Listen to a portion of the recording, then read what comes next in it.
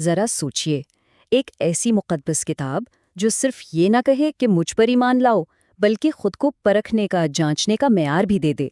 آج ہم اسی گہرے سوال پر غور کریں گے کہ قرآن اپنی سچائی کو ثابت کرنے کے لیے کون سے پیمانے پیش کرتا ہے۔ بسم اللہ الرحمن الرحیم۔ السلام علیکم۔ یہ جو ایک بہت ہی دلچسپ نکتہ ہے نا، یہ ہمیں علامہ غلام احمد پرویز صاحب کی کتاب اسلام ایک چیلنج مذہب کو سے ملتا ہے۔ اس کتاب میں وہ قرآن کے بالکل منفرد انداز فکر پر روشنی ڈالتے ہیں۔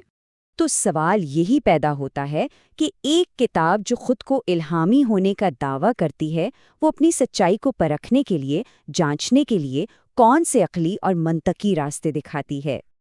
اور حیرانی کی بات یہ ہے کہ قرآن خود 3 ایسے ٹیسٹ یا 3 ایسے معیارات پیش کرتا ہے جن پر اسے پرکھا جا سکتا ہے۔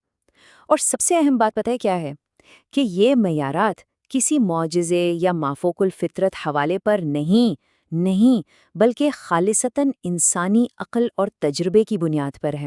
تو یہی وہ 3 آزمائشیں ہیں جو ہمارے آج کے تجزیے کی بنیاد بنیں گی۔ پہلی، عقل کی کسوٹی، دوسری، تاریخ کا فیصلہ، اور تیسری، عملی نتائج کا ثبوت۔ آئیے ایک ایک کر کے ان کو سمجھتے ہیں اور سب سے پہلے عقل کی کسوٹی کو دیکھتے ہیں۔ پہلی اور سب سے بنیادی آزمائش ہے عقل کی روشنی۔ اب اس کا مطلب یہ نہیں کہ ہر مافوق العقل بات کو منطق سے ثابت کیا جائے، نہیں، بلکہ اس کا مطلب یہ ہے کہ قرآن کی کوئی بھی تعلیم، کوئی بھی بات عقل سلیم کے خلاف نہیں ہو سکتی، اور نہ ہی انسانیت کے جو مانے ہوئے علمی حقائق ہیں ان سے ٹکرا سکتی ہے۔ اور دیکھیں، قرآن خود اس اصول کی تائید کرتا ہے۔ یہ آیت براہ راست سوال کرتی ہے، کیا اندھا اور دیکھنے والا برابر ہو سکتے ہیں؟ کیا تم غور و فکر نہیں کرتے؟ یہ عقل کو استعمال کرنے کی ایک کھلی دعوت ہے جو اندھی تقلید اور بصیرت کے فرق کو بالکل واضح کر دیتی ہے۔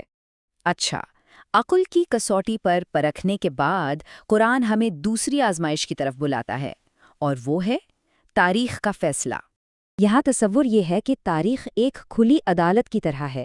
قرآن کہتا ہے کہ قوموں کی تاریخ کا مطالعہ کریں، ان کے عروج و زوال کو دیکھیں، تاکہ یہ معلوم ہو سکے کہ کون سے اصول کامیابی کی طرف لے جاتے ہیں اور کون سے زوال کی طرف۔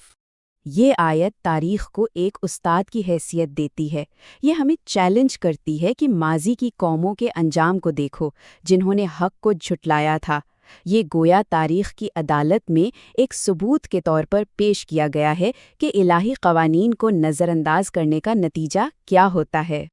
اور پھر آخر میں آتی ہے سب سے ٹھوس آزمائش، عملی ثبوت، یعنی نتائج سے فیصلہ کرنا۔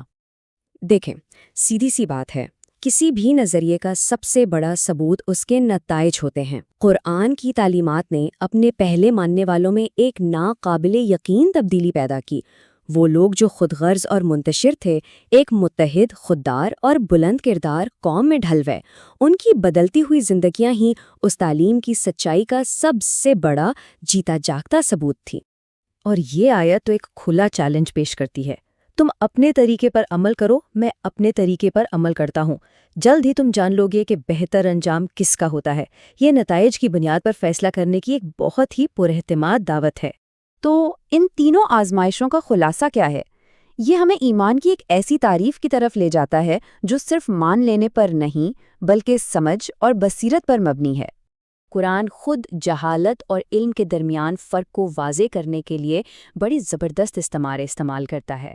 اندھے اور دیکھنے والے میں، اندھیرے اور روشنی میں، یا مردہ اور زندہ میں جو فرق ہے نا، وہی فرق بغیر سوچے سمجھے ماننے اور سمجھ کر ایمان لانے میں ہے۔ یہ آیت تو جیسے اس پورے تصور کا نچوڑ ہے۔ اس کے مطابق مومن وہ ہیں جو وہیں پر آنکھیں اور کان بند کر کے نہیں گر پڑتے، بلکہ غور و فکر کے ساتھ اسے قبول کرتے ہیں۔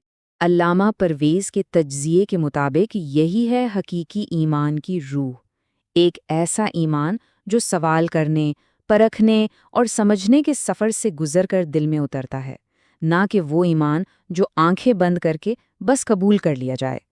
تو سوال یہ ہے کہ کیا ایمان ایک جامد عقیدہ ہے یا ایک متحرک عقلی سفر؟ قرآن کا پیش کردہ معیار ہمیں سوچنے کی دعوت دیتا ہے۔ اسی کے ساتھ آج کا موضوع ختم ہوتا ہے۔ اگلے موضوع کے ساتھ پھر حاضر ہوں گے۔ اللہ حافظ۔